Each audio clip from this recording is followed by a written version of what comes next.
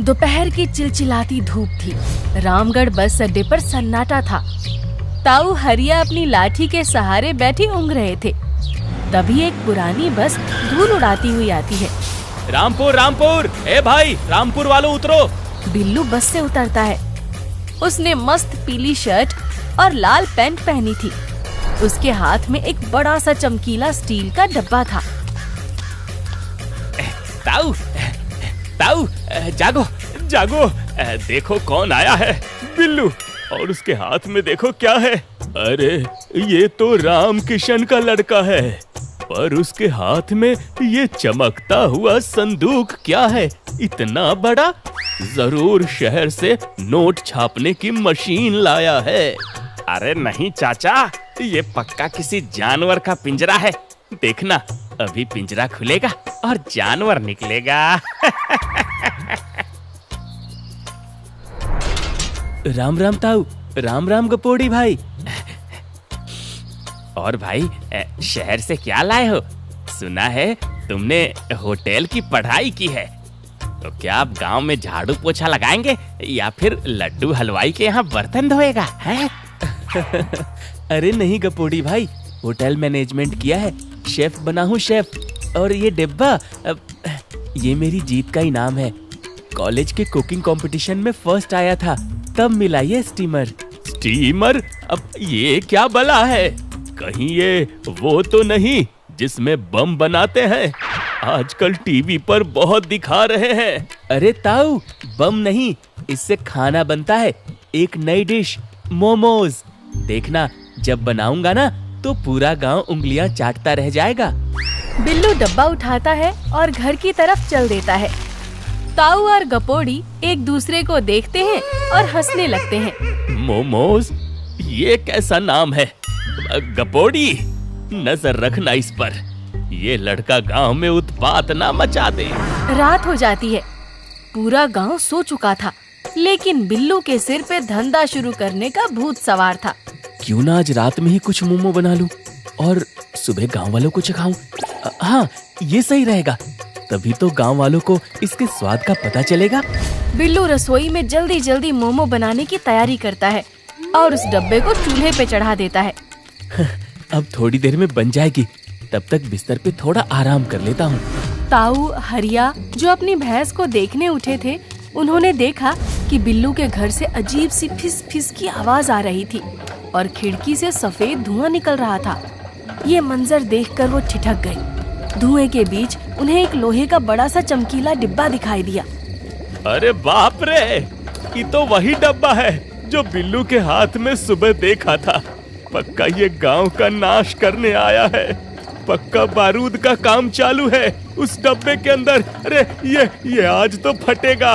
नहीं, मुझे कुछ करना चाहिए। ताऊ हरिया ने अपनी लाठी कसकर पकड़ी और उल्टे पांव गपोड़ी लाल के घर की तरफ भागे। अगले 15 मिनट में पूरे गांव में ये खबर आग की तरह फैल चुकी थी। सभी गांव वाले बिल्लू के घर की तरफ निकल पड़े। अरे ओ बिल्लू, बाहर निकल, अंदर क्या चुपके से आधी रात को बना रहा है? हमें सब पता चल गया है, निकल बाहर। गांव वालों की आवाज सुन के बिल्लू बाहर आता है। अरे काका, ऐसी कोई बात नहीं है, मैं तो बस मोमोज बना रहा हूँ। अगर यकीन नहीं होता तो आप सब अंदर आके देख लो। हम अंदर नहीं आएंगे, हमें अपनी खिड़की से दिखाओ। अगर सब कुछ सही है तो हम सब बाहर से ही देखेंगे। बिल्लू ने रसोई की खिड़की खोली। गांव वालों ने अपनी सांसें रोक ली। ये दिखने में ना तो पूरी थी, न कचौड़ी और न ही समोसा। ये कुछ अजीब था। गपोड़ी लाल ने कुछ फुसफुसाते हुए बोला, अरे ताऊ, ध्यान से देखो, ये छोटे छोटे पेड़े, कहीं ये बिलुआ कोई काला जादू तो नहीं कर रहा गांव वालों पे? हैं? पक्का कुछ सिद्ध कर रहा है। पक्का ये बिलुआ भूत बुला रहा है। हाँ, हो सकता है। मुझे तो ये किसी एलियन के अंडे जैसा लग रहा है। अब बिल्लू, सच बता, तूने शहर में कोई जादू टोना तो नहीं सीखा? अरे ताऊ, भगवान का वास्ता है, ये मैदा है और इसके अंदर पत्ता गोभी है। लो, मैं खाकर दिखाता हूँ। बिल्लू ने एक मोमो उठाया और गपोड़ी को खाने के लिए दे ही रहा था कि तब तक गांव का सरपंच भीड़ चीरता हुआ खिड़की के पास आया। अरे क्या तमाशा लगा रखा है यहाँ? इतनी रात को क्या हो रहा है यहाँ? सरपंच जी, अनर्थ हो रहा है। ये लड़का गांव में उबला हुआ मैदा बेच रहा है और साथ में देखिए वो लाल रंग का जहर भी है। ये हमारी संस्कृति पर हमला है। समोसे की तौहीन है, तौहीन। मामला गंभीर है। बिल्लू, ये क्या है? सरपंच जी, ये मोमो है। शहर में लोग लाइन लगाकर खाते हैं। अरे ये बहुत हेल्दी है, तेल नहीं है इसमें। बिना तेल का खाना तो बीमार लोग खाते हैं। क्या तुम कहना चाहते हो कि पूरा रामपुर बीमार है? नहीं नहीं सरकार, अरे एक बार चख कर तो देखिए। माहौल में तनाव था। अगर सरपंच जी ने इसे नकार दिया तो बिल्लू की दुकान आज ही बंद। लेकिन अगर उन्होंने खा लिया तो लड्डू हलवाई का क्या होगा? सरपंच जी ने हाथ बढ़ाया, लेकिन ताऊ हरिया ने उनका हाथ पकड़ लिया। ना सरपंच जी, खतरा मत मोल लो। पहले किसी और पर इसका टेस्ट करो। अगर वो जिंदा बच गया तब आप खाना। बात तो पते की है ताऊ, लेकिन बकरा कौन बनेगा? सबकी नजरें जग्गा पहलवान पर टिक गई। जग्गा अपनी छाती चौड़ी करके खड़ा था, लेकिन सबकी नजरें देखकर उसका पसीना छूट गया। अरे सब मुझे क्यों देख रहे हो? मेरी कुश्ती का क्या होगा अगर पेट खराब हो गया तो? है? अरे जग्गा भाई, तुम तो लोहे के चने चबा जाते हो। ये मैदे की पोटली क्या चीज है? दिखा दो अपनी ताकत। हाँ, सही कह रहा है। ला बे बिल्लू, दे इधर एक पीस। और वो लाल वाली चटनी ज्यादा डालना। हम पहलवान लोग फीका नहीं खाते। जग्गा भाई, चटनी थोड़ी सी ही लो, बहुत तीखी होती है। तू पूरा लाल चटनी डाल। जग्गा के आगे सब चटनी फीकी पड़ जाती है। चुप कर, तू मुझे सिखाएगा तीखा क्या होता है? मैं हरी मिर्च चबाता हूँ नाश्ते में, पूरा डुबो कर दे। बिल्लू ने ना चाहते हुए भी मोमो को लाल चटनी में पूरा नहला दिया और जग्गा को थमा दिया। जग्गा ने आव देखा ना ताव, उसने पूरा मोमो एक बार में मुंह के अंदर डाल लिया।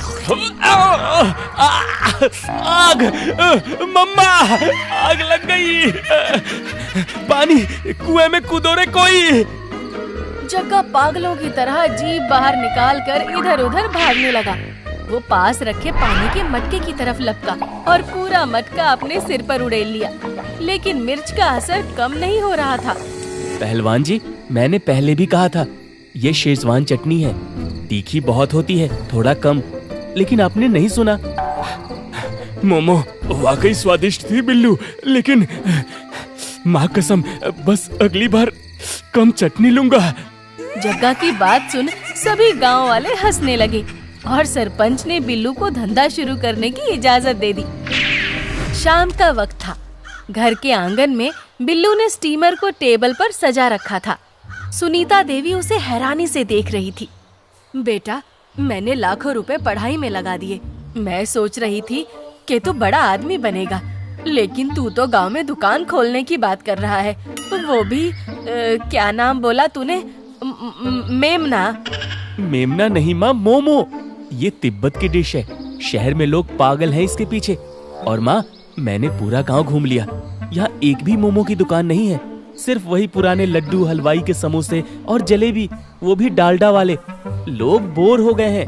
पर बेटा, गांव वाले नई चीज नहीं खाते, उन्हें तो वही आलू प्याज चाहिए। यही तो बिजनेस है माँ, जो चीज नहीं है उसे लाओ। ये स्टीमर मुझे इनाम में मिला है, भगवान का इशारा है ये। बस दुकान शुरू करने के लिए थोड़ा कच्चा माल और ठेला लगाने के लिए पैसे नहीं है। बेटा, एक एक पाई मैंने तेरी पढ़ाई में लगा दी। अगर कुछ महीने मुझे दे तो मैं थोड़े पैसे तेरे लिए जोड़ लूंगी। तभी दरवाजे पर भारी कदमों की आहट होती है। लड्डू हलवाई दरवाजे पर खड़ा था। उसने गपोड़ी से सब सुन लिया था। वो एक नकली मुस्कान लेकर अंदर आता है। अरे वाह, हमारा बिल्लू अफसर बनकर लौटा है। क्या बात है सुनीता भाभी, लड़का तो बड़ा सजीला हो गया है। नमस्ते काका। जीते रहो बेटा। गपोड़ी बता रहा था कि तुम कुछ नया धंधा करना चाहते हो। क्या नाम? वो मोमबत्ती जैसा कुछ। मोमोज काका। हाँ, वही। लेकिन काका, मेरे पास अभी अपना धंधा शुरू करने के लिए पैसे नहीं है। कुछ महीने बाद करूँगा। अरे हम किस दिन काम आएंगे? गांव का बच्चा है तू, बता कितने पैसे चाहिए? अरे भाई साहब, आप क्यों तकलीफ करते हैं? भाभी, अपना ही बच्चा समझता हूँ इसे। ले बिल्लू, ये 10,000 रुपए रख। अपना ठेला लगा शान से। बस एक बात याद रखना, ये रकम बड़ी है। अगर 15 दिन में धंधा नहीं चला तो मुझे मेरे पैसे वापस चाहिए होंगे, वरना ये स्टीमर और तेरा ये पुश्तैनी घर गिरवी रखना पड़ेगा। काका, आप चिंता मत करो, 15 दिन तो बहुत है। 5 दिन के अंदर आपके पैसे चुका दूंगा। लोग लाइन लगाएंगे मेरी दुकान पर। लाइन तो लगेगी बेटा, पर तेरी बर्बादी देखने वालों की। समोसे के आगे ये उबला मैदा कभी नहीं टिकेगा। गांव के चौराहे पर बिल्लू ने एक छोटा सा स्टॉल सजाया। बोर्ड पे लिखा था बिल्लू के स्पेशल मोमोज। वो स्टीमर चालू करता है, पानी खौलता है और तेज भाप निकलती है। भागो भागो, बम फटने वाला है। देखो, बिल्लू की मशीन से धुआं निकल रहा है, ये फटने वाली है। लोग डरकर पीछे हट जाते हैं। ताऊ हरिया अपनी लाठी तान लेते हैं। ए बिल्लू, बंद कर इसे, इतना धुआं हमारे फेफड़े खराब कर देगा। अरे ताऊ, ये भाप है, पानी की भाप। इसमें खाना पक रहा है। पास आओ, खुशबू देखो। एक भी आदमी पास नहीं आता। सामने लड्डू हलवाई की दुकान पर भीड़ लगी थी। लड्डू अपनी दुकान से बैठकर मजे ले रहा था। अरे भाई, कोई उस लड़के को समझाओ, बीमारों वाला खाना बिना तेल मसाले का कौन खाएगा? अरे मर्द को चाहिए कड़क समोसा, ये गीला आटा खाकर तो पहलवानी भी नहीं होगी। दिन बीतता जाता है। दोपहर से शाम हो गई, एक भी मोमो नहीं बिका।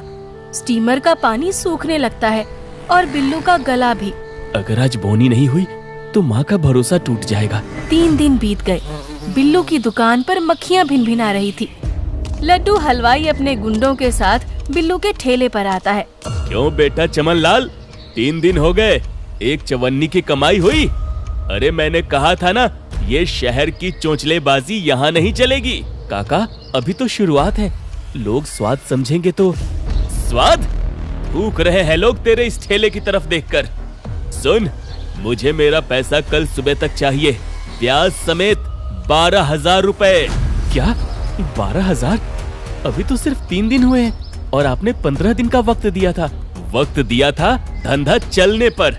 जब धंधा ही मरा पड़ा है तो रिस्क मैं क्यों लूं?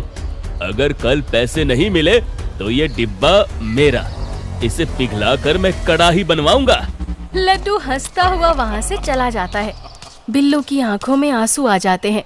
वो स्टीमर बंद करने ही वाला होता है कि तभी धूल उड़ाती हुई एक काले रंग की बड़ी गाड़ी चौराहे पर रुकती है। ड्राइवर उतरता है और दरवाजा खोलता है। वो बेहद खूबसूरत दिख रही थी। वो गाड़ी से उतरती है। वो तिब्बती देश की लग रही थी। वो इधर उधर देख रही थी जैसे कुछ ढूंढ रही हो। बाप रे, ये कौन परी आ गई गांव में? जरूर कोई फिल्म की शूटिंग है। तेंजिन नाक सिकोड़ती है। उसे हवा में एक जानी पहचानी खुशबू आती है। वो सीधी बिल्लू के ठेले की तरफ बढ़ती है। एक्सक्यूज मी, ये जो खुशबू आ रही है, क्या ये? जी मैडम, मोमोज है, पर बासी नहीं है, अभी ताजा स्टीम हुए हैं। आपको नहीं अच्छे लगेंगे। गांव वाले कहते हैं ये गीला आटा है। गीला आटा? ओह गॉड! क्या मुझे एक प्लेट चिकन और एक प्लेट वेज मिलेगा प्लीज? बिल्लू के हाथ कांपने लगते हैं। वो जल्दी से प्लेट लगाता है, साथ में अपनी स्पेशल लाल तीखी चटनी रखता है। पूरा गांव, ताऊ हरिया और लड्डू हलवाई भी गर्दन टेढ़ी करके देख रहे थे कि ये अमीर लड़की उस कचरे को कैसे खाएगी। तेंजिन एक मोमो उठाती है और चटनी में डुबोती है और मुंह में डालती है। वो आंखें बंद कर लेती है। अमेजिंग! ये बिल्कुल वैसा स्वाद है जैसे मेरी दादी लहाजा तिब्बत में बनाती थी। ये ऑथेंटिक है। तुमने कहाँ से सीखा ये? मैडम, मैंने होटल मैनेजमेंट किया है और ये स्टीमर मुझे इनाम में मिला था। तुम्हें पता है, मैं रास्ता भटक गई थी और बहुत भूख लगी थी। मुझे लगा नहीं था कि भारत के एक छोटे से गांव में मुझे मेरे घर का खाना मिलेगा। ये वर्ल्ड क्लास है। तेंजिन अपना पर्स खोलती है और 500 के नोटों की एक गड्डी निकालती है। ये लो, ये मोमोज के पैसे नहीं है, ये उस खुशी के लिए है जो तुमने मुझे दी है। इसे गिफ्ट समझो। मैडम ये तो बहुत ज्यादा है, मैं नहीं ले सकता। रख लो। और हाँ, मेरा तिब्बत में बड़ा ट्रैवल बिजनेस है। मैं इस रास्ते से जाने वाले हर टूरिस्ट को कहूँगी कि रामपुर के बिल्लू के मोमोज नहीं खाए तो कुछ भी नहीं खाया। तेंजिन गाड़ी में बैठती है और हाथ हिलाकर चली जाती है। बिल्लू के हाथ में पैसों की गड्डी थी। उसे यकीन नहीं हो रहा था कि कैसे उसकी तकदीर पलट गई। बिल्लू की आंखों से आंसू पोंछते ही उसका चेहरा बदल जाता है। अब वो डरा हुआ महसूस नहीं कर रहा था। वो तुरंत गाड़ी लेकर सीधा लड्डू हलवाई की दुकान के पास जाता है। लड्डू काका। लड्डू हलवाई जलेबी तलते हुए चौंक जाता है। क्या है, फिर से भीख मांगने आया है क्या? नहीं मिलेगा। और सुन, जल्दी से पैसे निकाल, नहीं तो पिटने के लिए तैयार हो जा। ये लो अपने 12,000 रुपए, गिन लो, 1 रुपया कम नहीं है। इतने पैसे? अब तूने चोरी की है क्या? चोरी नहीं, हुनर की कमाई है काका। आपने कहा था ना 15 दिन में धंधा बंद हो जाएगा। अब सुनिए, कल से अपनी दुकान में समोसे कम तलिएगा, क्योंकि अब गांव वाले तेल नहीं, टेस्ट मांगेंगे। तेंजिन की बातों से गांव वाले भी अब बिल्लू पे भरोसा कर रहे थे। भीड़ ताली बजाने लगती है। अगली सुबह गांव वाले बिल्लू की दुकान पे लाइन लगाए खड़े थे और ताऊ हरिया सबसे आगे खड़े थे। बिल्लू बेटे, ओ बिल्लू, जरा एक प्लेट हमें भी चखा। वो विदेशी मेम साहब इतना खुश होकर गई तो कुछ तो बात होगी। और हाँ, वो लाल चटनी थोड़ी ज्यादा डालना, देखे तो सही कितना दम है। भीड़ हंस पड़ती है और लड्डू हलवाई मुंह लटकाए बैठा रह जाता है।